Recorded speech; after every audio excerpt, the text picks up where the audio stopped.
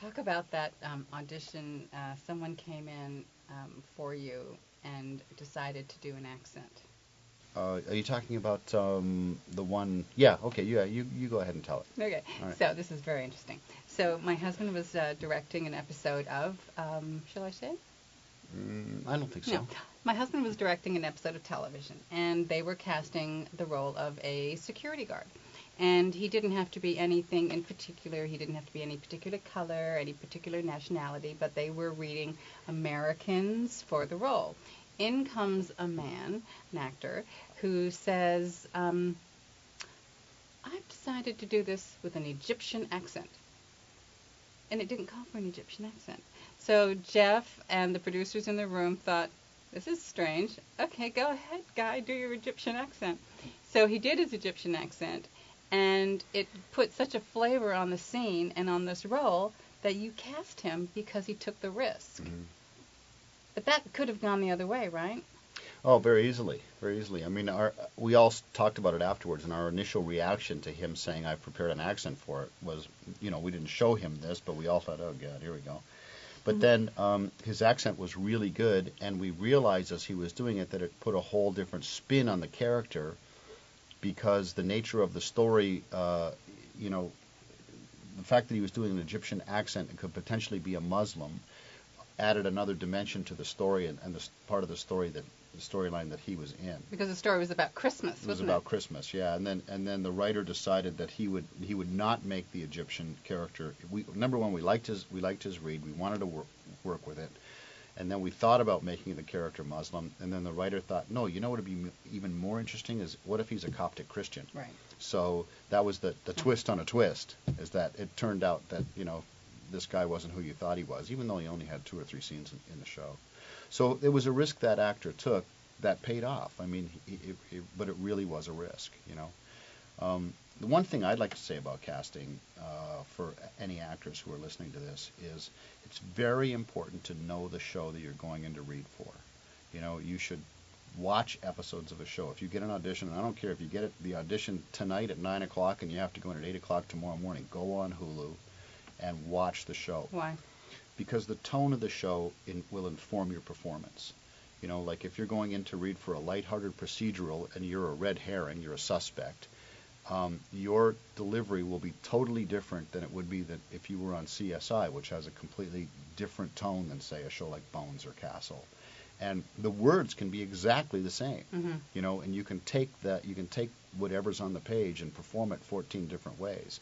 But if you know the tone of the show that you're reading for, I think you increase your odds of actually getting on the show. And some actors do that research and some don't. But that's one of the biggest pitfalls I've seen with actors coming into the room.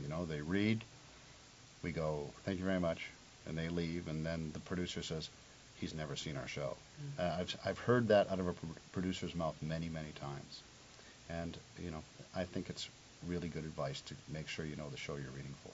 Well, I guess it also comes into an actor has to be prepared for everything. So that's included. When I talk about accents, having a repertoire of accents. What I advocate is actors having assessing their look, and then deciding what accents suit them. I have one student, Clark, who can play so many different nationalities. So he came to me, I don't know, about 3 years ago and decided he wanted to learn about 12 accents because that's what he could play. So we started with Spanish, and then he did Egyptian, we did French, we did Italian, we did New York, we did Australia, Scotland, Russia. I can't remember the other ones, but he was so smart. Then he took voiceover classes for animation, and he's now rocking and rolling. He's really prepared. Plus, he was taking acting classes, so he really took it seriously. I have a lot of clients who are doing that right now. They're assessing their look and being ready for anything that's thrown their way. And they're also looking at the breakdowns to see what's really hot right now. So Russian and Middle Eastern accents are really, really popular right now. So I'm getting a lot of that, teaching a lot of Russian. And of course, English is, different parts of England are always going to be popular. But I'm so thrilled when a smart actor makes that decision and they're ready. as opposed to, and I mean, there are always surprises. So sometimes someone will say, I have an audition tomorrow. Can I come and see you at 5 o'clock? My audition's at 10 o'clock, and I need to sound like I'm from Istanbul.